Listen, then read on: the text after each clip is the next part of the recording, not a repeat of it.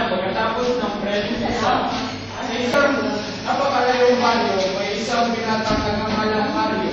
Si Mario ay isang masipag na binata at matalino.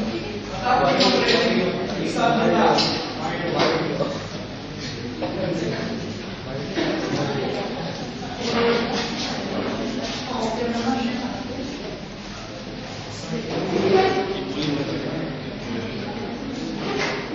Ay, salamat naman po.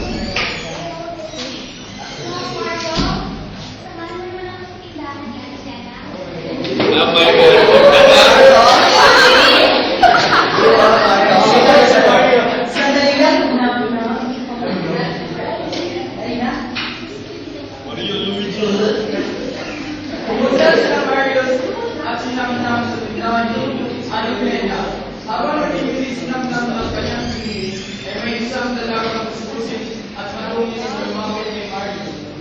Kuya, pwede naman na 10 piso. 10 piso, 10 piso. Siniswerte ka ata eh. Niloloko mo ba ako? Kuya, do you think I'm a liar? I'm a liar? Oh my gosh, Kuya! You think I'm a liar? Sige na po, Kuya. Sinadhara mo ako. Sige na.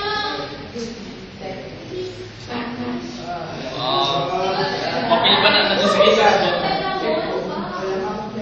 Eh, ang dami nga ng pera niyo, Kuya. Ulit-ulit yan. Nangamang pera, di ba? Kuya, salamat talaga po. Hindi binigyan ni Mario ng 10 piso ang dalagang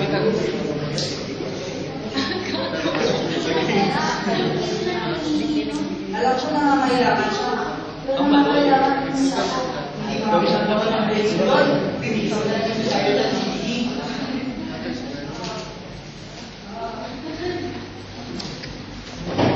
Makalipas ang isang buwan,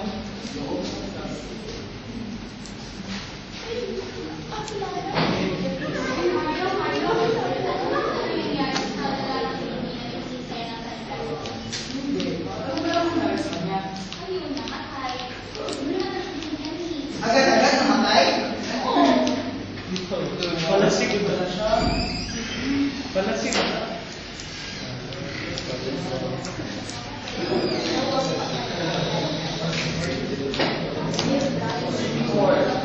habang nakaupo si Mario ay bigla siyang nakikinig. Habang si Mario natutulog, ay biglang lumakinig ang kanyang isa na matagal ng wala.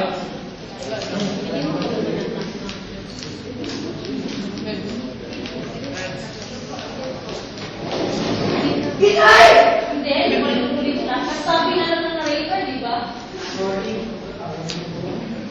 Bakit ano bang ginagawa niyo dito, Hinay? Ang gusto ko lang sabihin sa'yo, sana naiisip ka. Sana naisip mo kung gaano ka-importante sa ang 10 piso sa dalagang huli. Di sana nandito siya ngayon. Kaya mali. Concern.